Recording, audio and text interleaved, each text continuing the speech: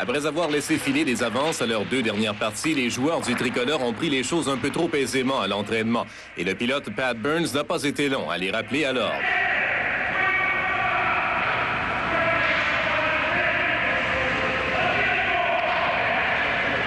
Si Burns était d'humeur maussade, un de ses défenseurs a retrouvé le sourire. Jean-Jacques Daigneault est maintenant rétabli de sa blessure et se dit prêt à revenir au jeu. Je pensais bien de jouer demain contre les Flames de Calgary. Je suis très anxieux de revenir au jeu.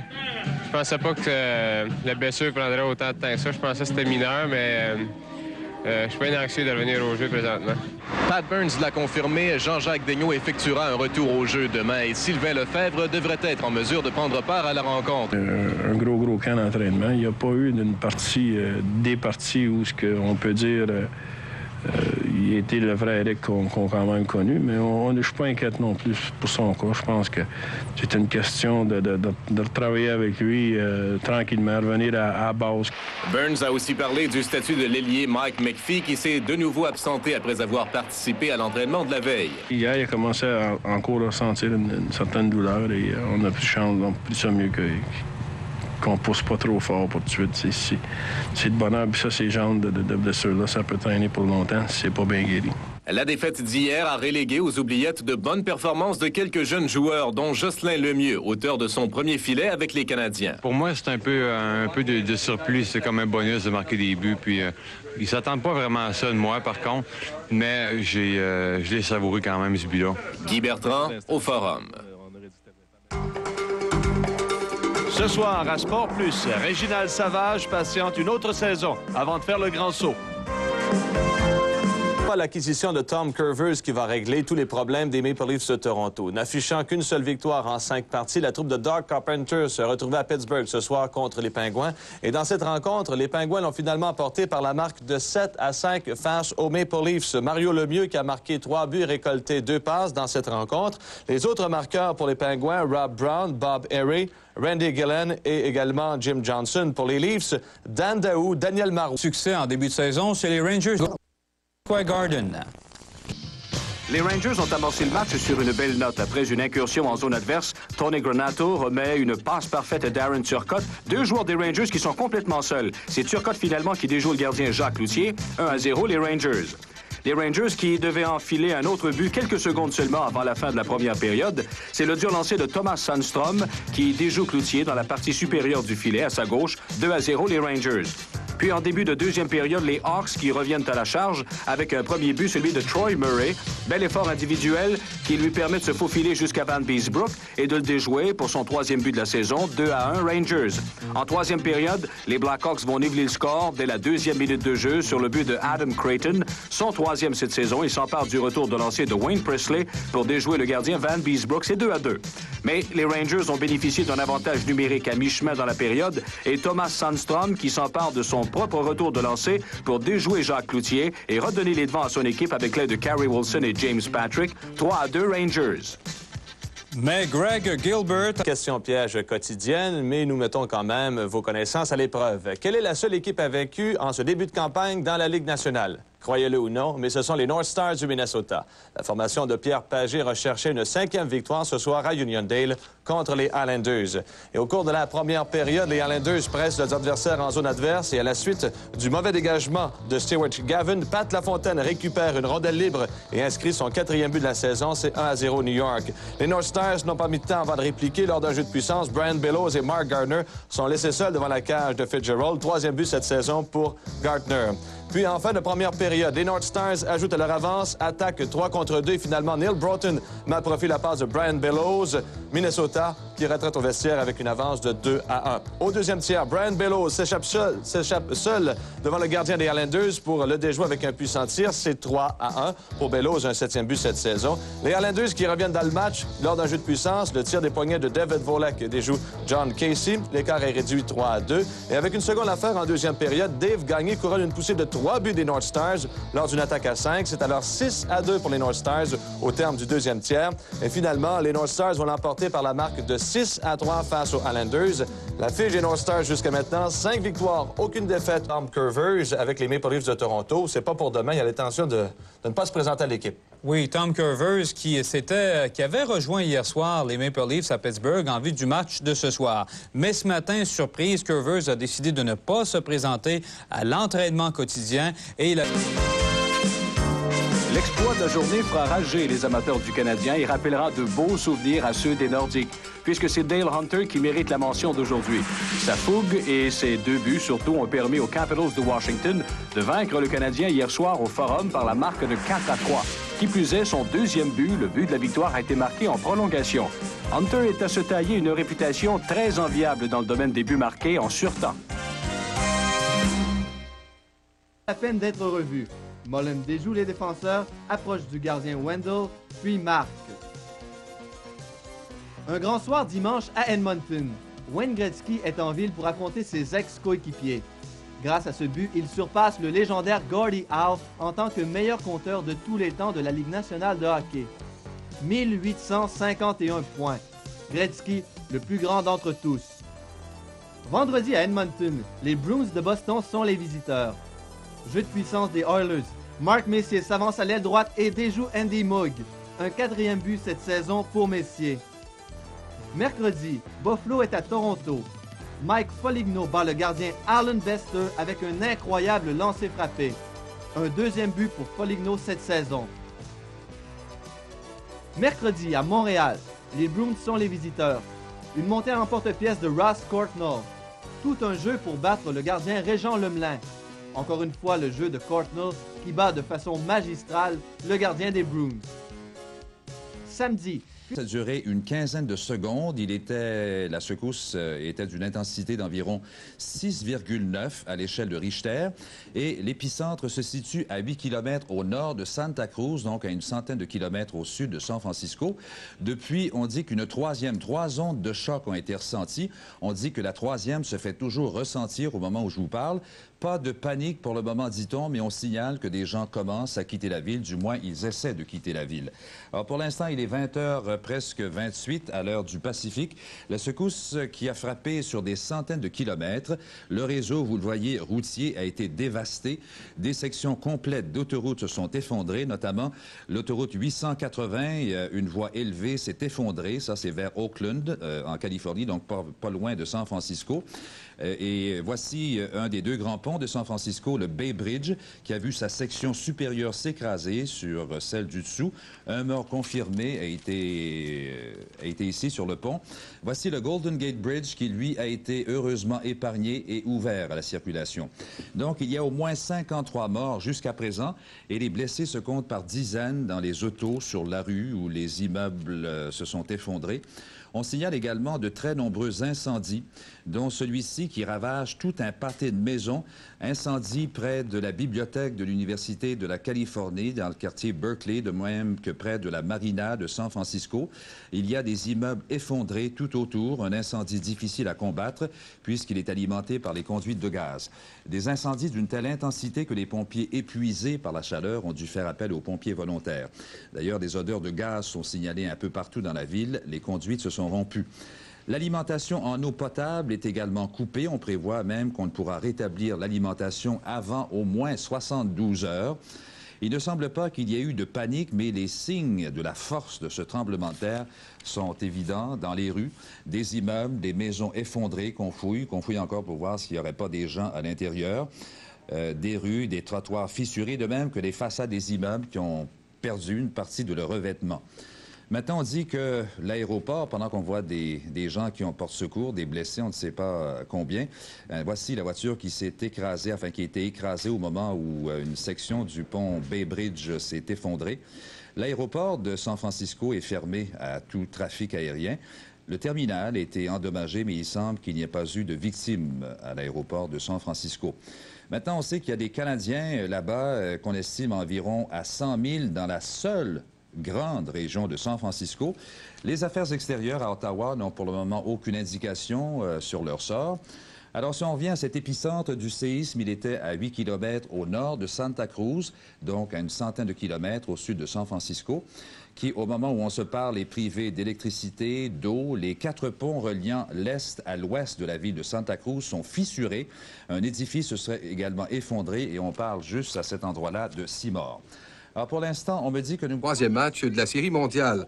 Le Candlestick Park n'a pas été épargné, même si aucun blessé n'était signalé. La structure supérieure du stade a été fissurée à quelques endroits. Les quelques 60 000 spectateurs, d'abord incrédules et ensuite quelque peu apeurés, ont dû évacuer l'enceinte. C'en était fait du troisième match de la Série mondiale, le premier qui devait être présenté à San Francisco depuis 1962. Les joueurs aussi avaient reçu ordre de quitter les lieux sans savoir quand ils pourront disputer ce troisième match. Les autorités compétentes devront évaluer de près les dommages à la structure du Candlestick Park. Si l'endroit n'est pas jugé en état de recevoir les milliers de spectateurs, la série pourrait retourner au Colisée d'Oakland. Une décision finale concernant le reste des matchs de la Série mondiale doit d'ailleurs être annoncée demain par le commissaire Fay Vinson. L'incident n'a pas refroidi l'ardeur de certains partisans, confiants que le tremblement de terre sonnera le réveil de l'attaque des Giants. Et après le tremblement de terre de San Francisco au hockey, on a eu droit à une avalanche de buts au Colisée de Québec et en tel un éclair, les Flames de Calgary ont marqué 5 buts sans riposte en troisième période pour finalement soutirer un verdict nul de 8-8 aux Nordiques. Le ciel est tombé sur la tête des Nordiques de Québec ce soir au Colisée. Tout avait pourtant bien commencé. En début de match, Jiri Andina devait mériter une punition de 5 minutes et d'une inconduite de match. Les Nordiques devaient en profiter avec le but de Leschyshyn d'un tir frappé de la ligne bleue. Et Michel Goulet, s'acharnant sur un retour de lancer de Joe Sakic, portait l'avance à 3-0 à 8-29. Par la suite, Gary Suter devait réduire la marque à 3-1, mais à 15-03, Peter Stastny redonnait une avance de 3 buts aux Fleurs-d'Élysée. La deuxième période a été l'affaire des Flames qui ont inscrit 2 buts au tableau, ceux de Joel Otto et Joe Nieuwendyk, jusqu'à ce que les Nordiques reprennent les choses en main avec 6 minutes à faire au deuxième tiers. Guy Lafleur, à 14-31, devait soulever la foule profitant d'un long retour de Jeff Brown, suivi 28 secondes plus tard du deuxième but du match de Peter Stastny, grâce au travail de Daniel Doré devant le filet. 6-3 Nordiques après 40 minutes. En troisième période, quel but de Cirella sur des passes de Järvi et Stastny. Mark Vernon n'a jamais vu la rondelle. Et quel jeu également de Jeff Brown qui portait la marque à 8-3. C'est par la suite que tout s'est écroulé avec 5 buts sans riposte des Flames. Aucun but par la suite n'a pu départager les deux équipes en prolongation. Marque finale, donc 8-8. Louis de Belleval, au Colisée de Québec. Les Blackhawks de Chicago retardés par une cérémonie spéciale visant à honorer Wayne Gretzky, qui est devenu le meilleur pointeur de l'histoire de la Ligue nationale il y a 2 jours. Et pour l'occasion, le propriétaire des Kings, Bruce McNall, lui a remis 1852 pièces d'or, soit une pour chaque point qu'il a amassé dans la Ligue nationale. Cette présentation n'a pas refroidi les ardeurs. Cependant, à mi-chemin en première, Lou Crawford voulait savoir si Barry Beck était en forme. Il a compris que oui. Et les Browns ont marqué le seul but de la période. C'est Greg Hoggood qui a trompé Kelly Rudy en sautant sur un retour de lancer. Bob Gould et Nevin Marquardt ont obtenu les passes. Il y a Andy Moog, le gardien des Browns, qui a pour sa part privé Bob Kudelski d'un but dans les derniers instants de la période avec un arrêt spectaculaire. On est en tout début de deuxième période. Les Browns qui mènent 1-0. Et enfin, dans le dernier match à l'affiche ce soir...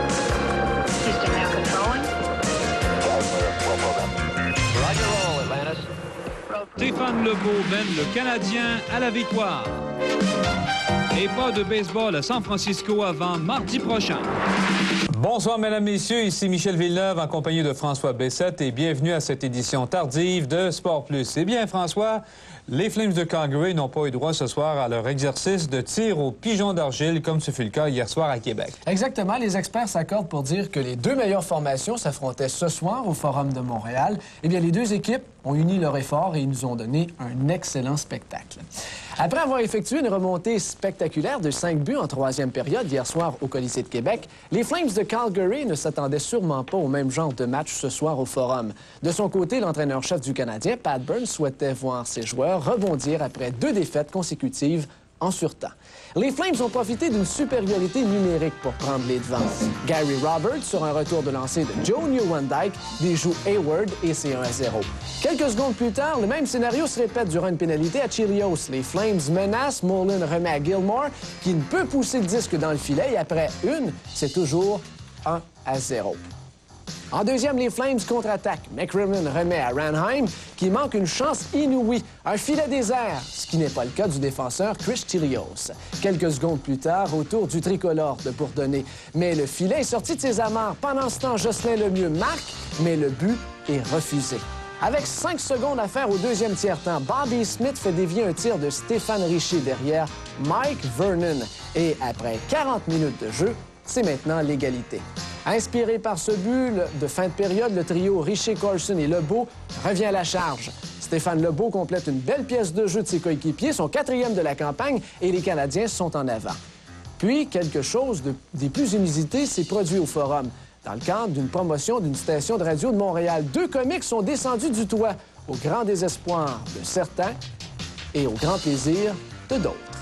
En fin de 3e période, Makarov décampe. Il remet à Suter, qui tire. La rondelle est partiellement bloquée. Gilmore la pousse dans le filet, mais le but est refusé. Il a poussé le disque avec son patin. Le Canadien qui l'emporte finalement par la marque de 2-1. Mike Vernon a été excellent devant la cage des Flames. À noter que 2 des 3 buts ont été marqués en avantage numérique. Au fait, seul le but vainqueur de Stéphane Lebeau a été marqué à force égale. Après la rencontre, Guy Bertrand est descendu au vestiaire où il a rencontré, entre autres, Bobby Smith. Ben voilà le Canadien qui offre une solide performance pour se sauver avec une victoire sur les Flames de Calgary. À l'œuvre ce soir, à Hartford, les Whalers étaient les hôtes des Sabres de Buffalo. Et l'agressivité de Kevin Dineen a permis aux Whalers de s'inscrire les premiers au pointage. Dineen bouscule Bodger derrière le but et Verbeek s'empare du disque et le glisse sous Pupa pour son 5e de la saison. Dineen frappait tout ce qui bougeait ce soir. Il a chargé le défenseur Doug Bodger dans le coin de la patinoire et ce dernier a dû quitter le match blessé au genou gauche. Les Whalers ont contenu les Sabres jusqu'à la 55e minute. Turgeon remporte la mise au jeu, remet derrière pour Ramsey, dont le tir faible des poignets trompe la vigilance de Liut qui avait la vue voilée.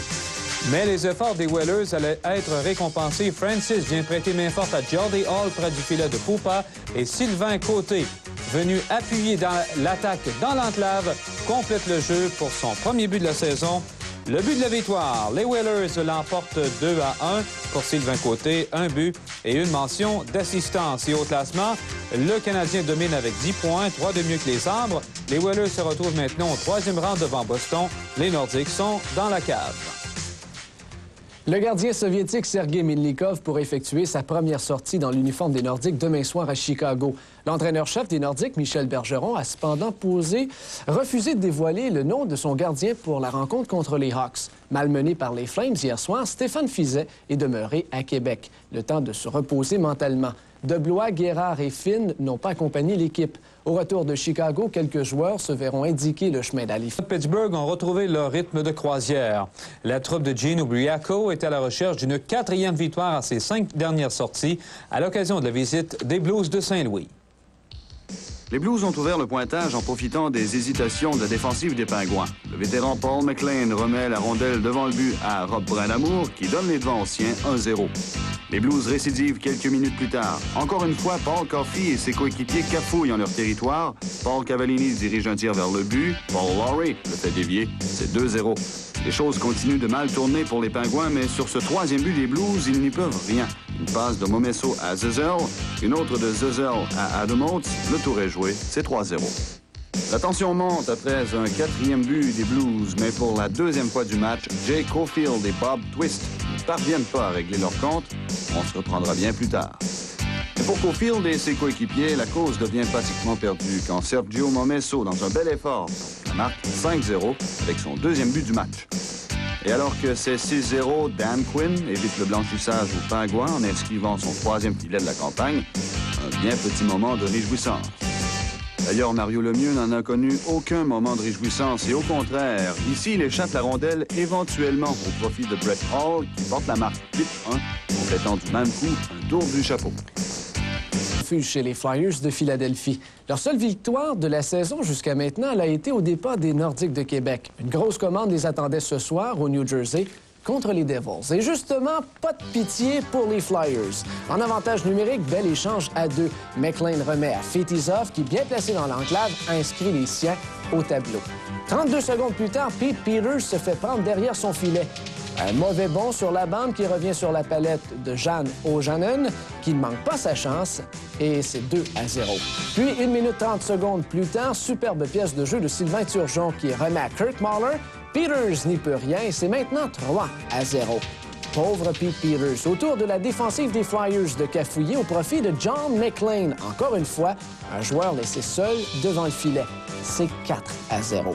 Mais avant la fin du premier tiers-temps, Ilka Sinisalo inscrit les siens au tableau. Son premier de la campagne et après 20 minutes de jeu, c'est 4-2, New Jersey. En troisième maintenant, les Devils mettent le match hors de portée des Flyers. Mark Johnson, son deuxième de la campagne, sur une passe de Doug Brown. Et les Flyers s'inclinent finalement par la marque de 5-3. Jim, ce qui n'est pas le cas de leurs adversaires de ce soir, les Red Wings de Détroit. La troupe de Jacques Demers a été blanchie à 2 reprises en 6 matchs, elle qui avait évité les coups de pinceau durant toute la saison précédente. Et menant déjà 1-0, les Red Wings voient Dave Barr soutirer la rondelle à Broughton. Il refile le disque à Chabot qui lui remet la politesse.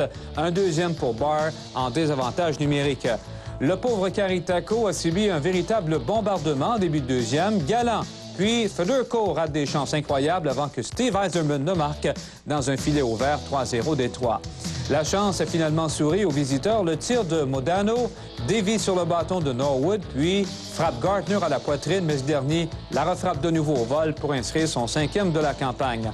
Mais avant de retourner au vestiaire, les Wings reprennent leur avance de 3 buts. Steve Yzerman réussit son 2e de la soirée. Encore une fois, lors d'un jeu de puissance, Barr récolte une passe.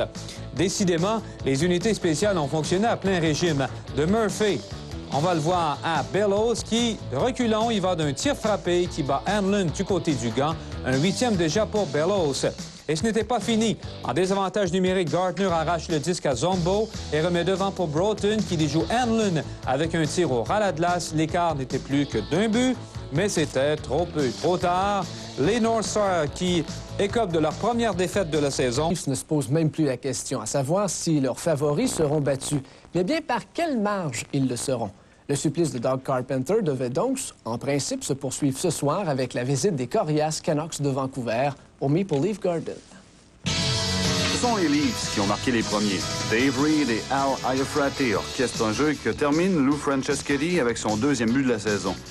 Sur un avantage numérique, Wendell Clark porte l'avance des siens à 2 buts, un 5e filet cette saison pour le 17. Mais la formation KLS des Canucks se met en marche. C'est alors que Larionov marque sur des passes de Krutov et Skriko.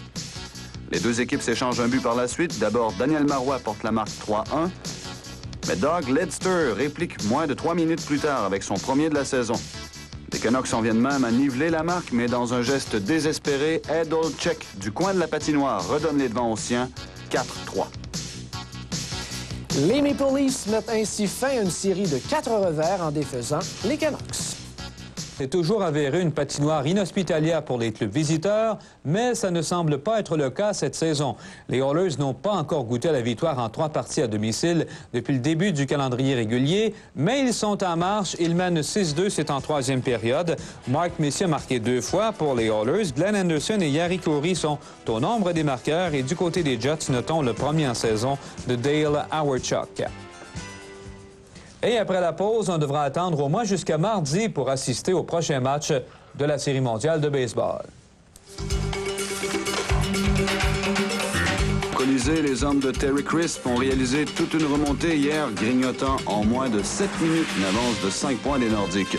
Et qui plus est, les Flames ont réédité un record de la Ligue nationale, marquant 2 buts en désavantage numérique en l'espace de 4 secondes. Pour eux, c'est un point au classement inespéré. Pour les Nordiques, il s'agit d'une autre façon de ne pas l'emporter. Ou de vengeance. J'aurais jamais pensé sur toi. Mardi soir, pour vous avant tout.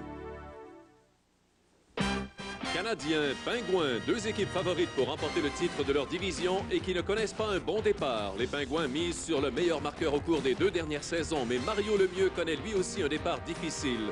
Sa fiche de 5 buts et 12 aides. La saison dernière, à pareille date, il avait déjà 16 buts et 21 passes. Il y a 2 semaines, même s'il n'a pas marqué face aux Canadiens, c'est lui qui a préparé les 2 buts, celui de Dan Quinn et ensuite celui de Randy Elliott en prolongation. Les Pingouins, grâce à Mario Lemieux, avaient défait les Canadiens 2-1. Du côté du tricolore, les choses ne tournent pas vraiment rond. Pat Burns a de nombreux blessés, mais en plus, l'équipe ne joue pas vraiment bien. Il y a 48 heures à Chicago, Steve Thomas a marqué le but vainqueur. Les Canadiens ont perdu 5-3, un 5e revers à leurs 7 dernières sorties. Ce soir, en direct du Forum de Montréal, Mario Lemieux et les Pingouins rendent visite aux Canadiens.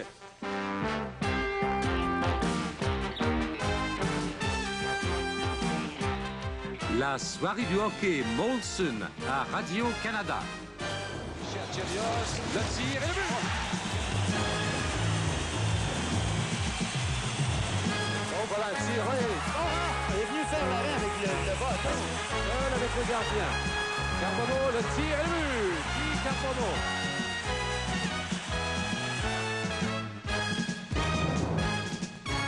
Bonsoir, Mesdames, Messieurs. Ici François Fauché en compagnie de François Bessette. Bienvenue à cette autre édition de Sport Plus.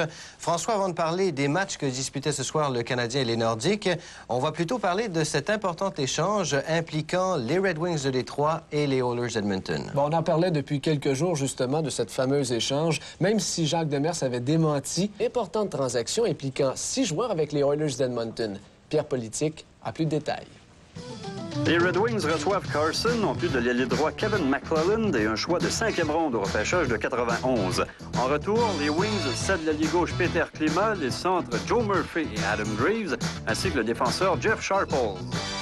Carson était bien sûr passé aux Oilers dans le cadre de la transaction qui a fait passer Wayne Gretzky aux Kings de Los Angeles. En 3 campagnes dans la Ligue nationale, Carson a récolté 79, 107 et 100 points. L'autre joueur clé de la transaction, c'est le controversé Peter Klima. Cette saison, il avait une fiche de 5 buts, 4 passes en 12 matchs. Joe Murphy, que les Wings ont préféré à Carson au repêchage de 86, n'a disputé que 8 parties cette saison, récoltant 3 buts et 1 seule passe. Quant à Graves, un joueur marginal, il n'a qu'une passe à sa fiche en 12 rencontres. Sharples, lui, ne s'est même pas inscrit à la feuille de pointage cette année. McClelland, un dur à cuire, a marqué 1 fois et a amassé 1 passe en 2 matchs. Les Canadiens recevaient ce soir au Forum leurs principaux adversaires de la division Adams, les Sabres de Buffalo. Même si le tricolore présentait une fiche de 3 victoires à ses 3 derniers matchs, l'atmosphère était à la prudence chez les joueurs de Pat Burns. En effet, les Sabres s'amenaient au Forum avec une fiche impressionnante de 4 gains à leurs 5 dernières rencontres. Et dès le début du match, les Canadiens pensent à l'attaque. Bobby Smith remet directement sur le hockey de Mats Naslund, qui surprend Clint Malerchuk avec un tir entre les jambières et son 3e de la campagne, et c'est 1-0. Mais avant la fin du premier tiers-temps, les visiteurs créent l'égalité. Rick Vaive sort derrière le filet pour à son tour surprendre le gardien entre les 2 jambes et après 20 minutes de jeu, c'est 1-1. Il n'y avait que 29 secondes d'écoulées en 2e lorsque, profitant d'une supériorité numérique, Pierre Turgeon remet à Dave Andreychuk qui, sans perdre un instant, porte la marque 2-1. Mais le temps de le dire, les hommes de Pat Burns reviennent dans le match. Mats Naslund passe à Sylvain Lefebvre qui inscrit son premier but dans la Ligue nationale. Et voilà. À mi-chemin en 2e, petite mêlée devant le filet de Roy. Turgeon refile le disque à Mike Hartman, qui ne manque pas sa chance, son 3e de la campagne, et c'est maintenant 3-2.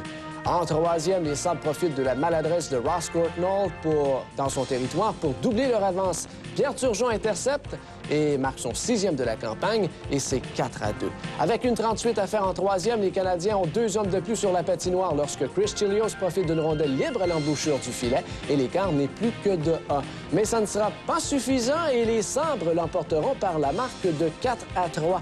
Première victoire des Sabres de Buffalo depuis le 6 janvier 1988. Première victoire au Forum de Montréal. Et après le match, Guy Bertrand s'est rendu dans les vestiaires des 2 équipes et a recueilli les commentaires que voici.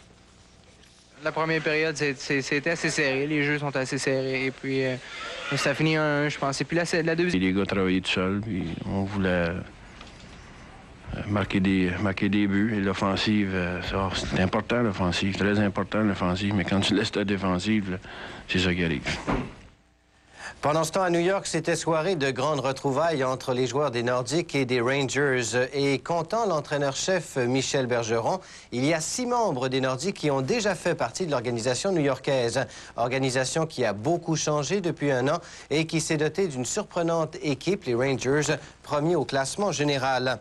Et Guy Lafleur est un de ceux qui a laissé sa marque dans le cœur des partisans et des partisanes. Darren Turcotte a la réputation d'être avare de ses passes.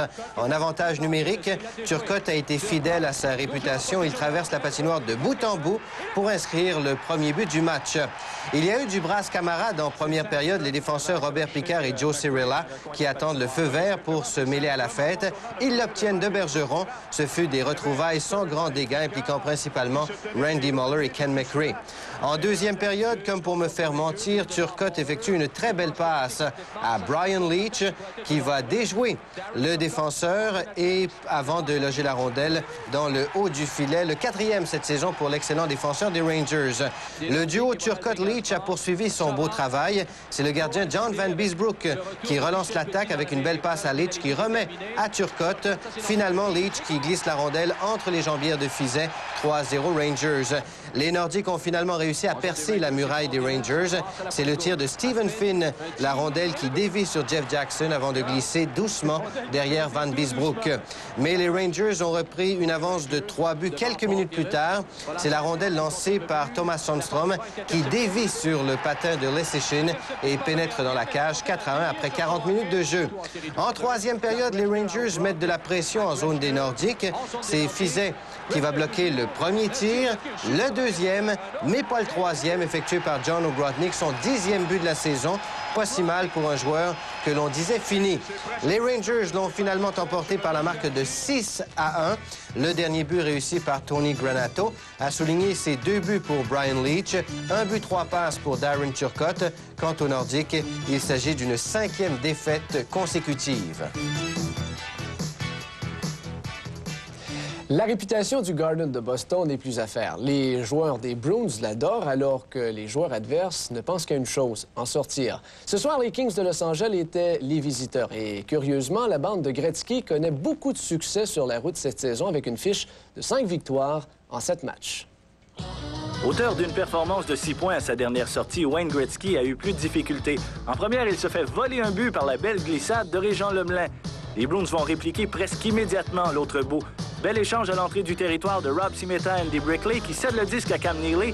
Un vif lancé du poignet très bas et c'est 1-0. Pendant ce temps, le 99 continue à s'ajuster. Il se retrouve seul du côté droit, déjoue Lemelin, mais la rondelle atterrit sur le poteau. Cam Neely, lui, avait le compas dans l'œil. Quand Peter Pressler lui tourne les talons, Neely a le temps de laisser partir un lancer frappé puissant et précis surtout. 2-0 Bruins après 20 minutes de jeu. Au tout début de la deuxième, Steve Casper remet à John Tonelli qui a le choix. Il rejoint Larry Robinson dans l'enclave. Son premier but dans l'uniforme des Kings, c'est 2-1. 40 secondes plus tard, les mêmes joueurs sont toujours sur la glace. Casper a encore le disque, le refile à Tonelli, lancé à l'intérieur du poteau, son 6e qui crée l'égalité, 2-2. Pendant ce temps, Gretzky ne peut toujours pas trouver le fond du filet. Son dur lancer frappé touche le poteau et Lemelin, sans le savoir, s'assoit sur la rondelle. Ce qui n'empêche pas les Kings de prendre les devants. Après la mise en jeu remportée par McDonough, Kudelski déjoue Lemelin, les Kings prennent les devants pour la première fois du match. En fin de troisième, les Kings mènent 4-3. Les Bruins retirent leur gardien et se massent devant le filet de Mario Gosselin. À l'entrée de la cage, Rob Cimetta va prendre le retour du 3e tir de Raymond Bourque. Et avec 37 secondes à faire, les Bruins forcent la prolongation. En surtemps, Bob Sweeney remporte la mise en jeu à la droite de Gosselin, remet à Bourque, petit lancer bondissant. Sweeney prend le retour et marque. Les Bruins de Mike Milbury arrachent une victoire de 5-4 en prolongation. Et oui, Wayne Gretzky a été blanchi. Mario Gosselin a tout simplement été sensationnel. Il a fait face, il a repoussé d'ailleurs 37 lancés. On jette un coup d'œil du côté du classement de la division Adams. Maintenant, avec leur gain de 4-3, les Sabres de Buffalo se sont approchés à 1 point des Canadiens au sommet de la division avec 3 matchs en main. Commence à se faire de plus en plus forte dans l'entourage des Penguins de Pittsburgh. Alors que les dirigeants s'attendaient à un très bon début de saison de la part de l'équipe, c'est exactement le contraire qui se produit. Les Penguins, qui n'ont pas connu la victoire à leurs 4 derniers matchs à domicile, accueillaient ce soir les Islanders de New York. Critiqué pour son manque d'effort, Mario Lemieux lance les Pingouins en avant quand il prend le retour du lancer de Bob Harry pour inscrire son 6e de la saison. Les Pingouins vont doubler leur avance sur le premier but du jeune Mark Recchi. John Cullen attire tout le monde avant de lui refiler la rondelle. Recchi ne rate pas sa chance. Lafontaine a réduit l'écart à 1 but, mais les Pingouins sont revenus à la charge avec 2 buts rapides en début de deuxième. Tout d'abord, Phil Bourque marque son 3e à sa 2e tentative. Puis, Randy Gillen entre rapidement le long de la rampe et repère Rob Brown du coin de l'œil. Fin compteur, Brown enfile l'aiguille pour la 5e fois seulement cette saison. Avec un écart de 3 buts, les esprits se sont échauffés quand Bob Airey a engagé le combat avec le gardien Glenn Healy. Richard Pilon se porte à la défense de son gardien, ce qui force Mario Lemieux et compagnie à intervenir.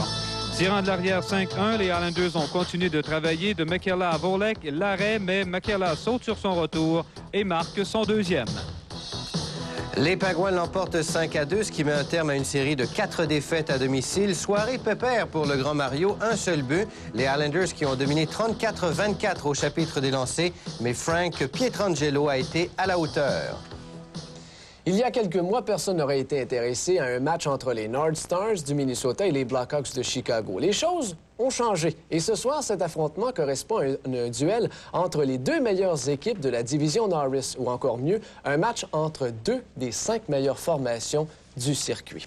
Et justement, l'entraîneur-chef des North Stars, Pierre Pagé, avait mis sa plus belle cravate pour la visite des siens au Chicago Stadium, ce qui a sûrement inspiré Kurt Fraser, qui inscrit son premier filet de la campagne, et c'est 1-0. Moins de 2 minutes plus tard, les Stars doublent leur avance. Passe de Wilkinson à Helmut Balderis, et c'est maintenant 2-0 après 20 minutes de jeu. En deuxième, en avantage numérique, Neil Broughton se faufile en territoire adverse et du revers inscrit son 6e de la saison. C'est 3-0. À mi-chemin en deuxième, un premier but pour les Hawks. Steve Thomas à Dirk Graham qui, d'un tir précis, déjoue Caritaco entre les jambières. Et nous sommes présentement en 3e période et les North Stars dominent les Blackhawks par la marque de 3-2.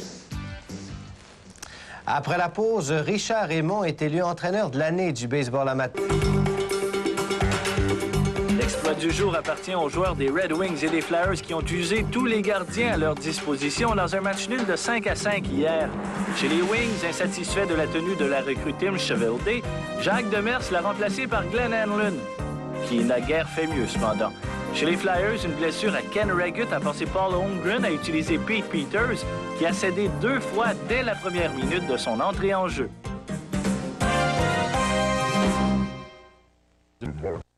Et passe à Bobby Smith qui déjoue Van Biesbroek à sa droite. 4e but de Smith, c'est donc 3-2. Il n'y a pas eu de but en 3e, même si les Rangers ont retiré leur gardien et menacé dans les dernières secondes de jeu les Canadiens qui l'emportaient finalement 3-2. Au New Jersey, 8e revers d'affilée des Nordiques, un record d'équipe 6-3, cette fois face aux Devils. Ici, Bruce Driver procure l'avance aux Devils 2-1 en première période. En deuxième, lors de l'avantage numérique, Järvi marque lorsque ça passe dévie sur Ken Daneyko derrière Sean Burke. C'est alors 3-2 New Jersey. Et Daneyko s'est cependant racheté 13 secondes plus tard en déjouant Sergei Milnikov d'un tir frappé à sa gauche. Son 2e du match est maintenant 4-2 Devils. Puis Mark Johnson marque son 7e but sur un retour de lancer de Sylvain Turgeon. C'est 5-2 les Devils qui finalement l'emportaient 6-3. Hartford maintenant, victoire des Sabres 6-3 sur les Whalers. Phil Housley a procuré l'avance aux Sabres 2-1 en marquant son 3e but dès la 18e seconde de jeu de la 2e période. Et à peine 25 secondes plus tard, Pierre Turgeon effectue une très belle passe derrière à Mike Foligno qui déjoue Mike Liut avec son 7e but, c'est 3-1 Buffalo. À la 7e minute de jeu, lors d'une supériorité numérique, Kevin Dean fait défier un tir de Dave Babish derrière Darren Pupa, c'est 3-2. Et 2 minutes plus tard, les Sabres bénéficient à leur tour d'une supériorité numérique. Pierre Turgeon, derrière le filet, effectue une autre belle passe à Doug Bodger qui marque et c'est 4-2 Sabres. Et lors de notre avantage numérique, Ron Francis passe devant les filets à Paul McDermott qui déjoue Pupa. C'est 4-3 Buffalo après 2 périodes de jeu. Et à la 3e, Pierre Turgeon revient à la charge et déjoue Mike Liut d'un tir du poignet. Pour son 7e de la saison, les Sabres ont finalement vaincu les Whalers 6-3. Vancouver, un 8e revers d'affilée. Et Jerome Walton des Cubs de Chicago est la recrue de l'année dans la Ligue nationale de baseball. Mais d'abord, Stéphane Richer a marqué 2 fois et Patrick Roy a bloqué 27 tirs, alors que le Canadien a défait les Rangers 3-2 pour la 2e fois de match entre ces deux clubs cette saison. Le Canadien a totalement dominé le premier 20, mais seul Stéphane Richer a réussi à marquer et il a eu besoin du patin du défenseur Brian Leetch pour inscrire son 6e but de la saison. En deuxième, pendant une pénalité à Petr Svoboda, les Rangers ont égalé les chances. Brian Leetch a remis à Thomas Sandstrom et son tir a été bloqué par Patrick Roy qui a cependant entraîné la rondelle dans le filet avec lui. Puis les Rangers ont pris les devants lorsque, pendant un désavantage numérique, Mark Hardy s'est facilement infiltré en zone adverse. Il a cédé la rondelle à Brian Mullen et son tir a surpris Roy. 2-1 Rangers. Le Canadien est cependant revenu avec 2 buts sans riposte. Tout d'abord, après des chances ratées par Shane Corson et Sylvain Lefebvre, Stéphane Richer lui a enfilé son 2e but du match, son 7e de la saison. Puis Mike Keane a profité d'une bévue à la défensive new-yorkaise pour alimenter Bobby Smith, qui a complètement mystifié John Vanbiesbrouck, 3-2 Canadien, après 40 minutes de jeu. En troisième, Bobby Smith allait écoper d'une pénalité lorsqu'il a été assailli par Randy Muller. Le joueur des Rangers a nettement eu le meilleur dans l'altercation, mais Smith a fait son travail en entraînant Muller au banc des pénalités. Les Rangers ont connu un dernier regain de vie dans les dernières secondes du match, mais Patrick Roy a refusé de céder et le Canadien l'emportait 3-2. Le Canadien infligeait donc une 2e défaite en 5 soirs aux Rangers et c'était seulement la 2e défaite des Rangers à domicile cette saison. Donc, on rappelle que le Canadien l'emporte 3-2. Le prochain match, c'est justement demain soir contre les Blues à Saint-Louis. Ici Jean-Paul Chartrand au Madison Square Garden à New York. Les malheurs des Nordiques de Québec ne semblent pas vouloir prendre fin ce soir à East Rutherford. Ils ont établi une marque d'équipe en subissant une 8e défaite consécutive battue 6-3 par les Devils. Ryan Fogarty et Jaroslav Sevcik disputaient leur premier match dans la Ligue nationale. Première rencontre également du nouvel entraîneur des Devils, John Conniff. En début de première, Sylvain Turgeon aurait pu être blessé gravement lorsque son bâton a détaché une partie de la rampe. Le match a été interrompu durant 10 minutes. Après un but de Ken Daneyko, Hiro Järvi, sur le retour du tir de Ken McCray, enfilait son 2e de la saison pour niveler la marque 1-1. Mais à 17 minutes, Bruce Driver a saisi son propre retour et enfilait son 3e de la saison, 2-1 New Jersey. Après le filet d'Oyanen qui doublait l'avance des Devils en 2e, Järvi voyait sa passe déviée par Ken Daneyko, vu en avantage numérique 3-2 New Jersey. Daneyko n'a pas mis de temps à racheter sa bévue 13 secondes plus tard. Il comptait son 2e de la saison, déjouant Sergei Milnikov à son 2e match cette saison devant le filet des Nordiques. Puis, à 18-21, Milnikov a fait l'arrêt devant Sylvain Turgeon, mais aucune chance sur le retour. Le 7e de la saison de Mark Johnson, 5-2 Devils après 2. Malgré les difficultés de son équipe, Michel Bergeron a promis de garder son calme. Sur un jeu de Guy Lafleur et Marc Fortier, Paul Gillis marquait son premier de la saison en 3e. Battu 6-3 par les Devils, les Nordiques encaissaient un 7e revers en 8 matchs sur la route cette saison. Les Sabres de Buffalo, invaincus à leurs 5 derniers matchs et 2e de la section Adams à 1 point du Canadien, faisaient face aux Whalers qui, eux, viennent de remporter 5 de leurs 6 dernières rencontres pour s'installer au 3e rang de la Adams devant Boston. Les Sabres ont ouvert le pointage après seulement 9 secondes de jeu et c'est Rick Vaive qui a déjoué Mike Liut sur une belle passe de Mogilny. Hartford a nivelé 1-1 lorsqu'après avoir intercepté une passe, Pat Verbeek a inscrit son 13e but. Au début de la 2e, Buffalo a marqué 2 fois en l'espace de 25 secondes. Phil Housley avec un tir de loin, puis un très beau but de Housley à Turgeon qui a passé à Mike Foligno pour son 7e. Après le but de Kevin Dineen, le tir vif de Doug Bodger a porté le compte 4-2. Et pendant un jeu de puissance, Paul McDermott a déjoué Darren Pupa pour réduire le compte 4-3.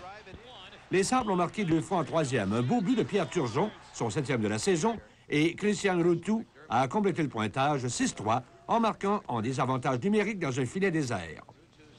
Les Canucks de Vancouver, second au classement de la section Smythe derrière Calgary, visitaient ce soir les Jets à Winnipeg. Les Jets, derniers de la section Smythe, avaient battu les Canucks 3-2 vendredi dernier lors du premier affrontement de la saison entre ces deux clubs. Darryl Stanley des Canucks et Peter Taglianetti des Jets s'en sont donnés à cœur joie en première période.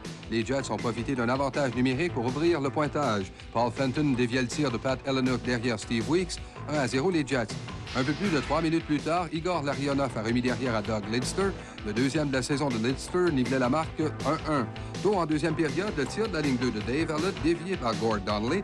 Un premier filet cette saison pour l'ancien des Nordiques 2-1 Winnipeg. Puis à 14h35, la 2e sur la passe de Brian Bradley, Jim Sandlak trompait la vigilance de Daniel Berthiaume, mais Greg Kozlowski a compté en prolongation et les Jets l'emportaient 3-2 sur les Canucks. Avec un drapeau dans le derrière. Amenez-en des drapeaux si ça peut vous faire rire. Je vais me pencher puis on va le rentrer. Ensemble! Gardien Stéphane Fiset à son club junior et Robin Yount des Brewers de Milwaukee est nommé joueur par excellence de la Ligue américaine pour la saison 89. Rendons-nous avant tout au Forum où le Canadien accueillait les Flames de Calgary pour une deuxième fois cette saison. Montréal avait battu Calgary 2-1 le 18 octobre et le match de ce soir a été aussi serré, le Canadien disposant des Flames 3-2. Une passe de Mats Nestlund, prise par Éric Desjardins, amenée au premier but de la rencontre. Après avoir reçu le disque du défenseur au centre, Bobby Smith et Mike Keane se retrouvaient dans un 2 contre 1. Résultat, 3e but de Keane cette saison et 600e passe de Smith en carrière. Le spectaculaire a fait partie du premier 20. Ici, Theoren Fleury a fait de la haute voltige, gracieuseté de Mike Keane. Avec Ludwig au cachot, les Flames ont nivelé grâce à Joel Otto, qui, bien placé dans l'enclave, a pris Brian Hayward en défaut avec son 6e. 1-1 après une période. Dès les premiers instants du deuxième tiers-temps, le Canadien a frappé 2 fois en 43 secondes. D'abord, un tir de Bobby Smith à ras la glace du côté le plus éloigné a eu raison de Mike Vernon. Un 6e pour Smith cette saison. Puis à 2:36, Andrew Castles, qui donnait ses premiers coups de patin dans la Ligue nationale, après avoir été rappelé hier, a pris le retour de lancer de Christoffoli pour réussir son premier but dans la Ligue nationale. Après avoir fermé les yeux sur quelques infractions, l'arbitre Kerry Fraser en décernait une à Jocelyn Lemieux et Pat Burns était furieux, comme le prouve cette image. Quelques instants plus tard, Doug Gilmour marquait son 11e en faisant dévier un tir d'Al McInnes et encore là, Pat Burns en avait long à raconter à l'arbitre Kerry Fraser. 3-2 Montréal après 40 minutes de jeu. À la 5e minute du 3e engagement, Theoren Fleury a atteint Bobby Smith à la bouche avec son bâton à la mise en jeu. Il a été chassé pour 5 minutes pour son geste et du match pour inconduite. Pendant cette pénalité, les Flames ont résisté, le Canadien ne tirant que 2 fois sur Vernon. Par la suite, Calgary a pressé le pas, mais Montréal a su tenir tête à l'adversaire pour l'emporter 3-2. Après la rencontre, nous avons recueilli quelques commentaires, dont ceux d'Andrew Castle, auteur du but vainqueur. I don't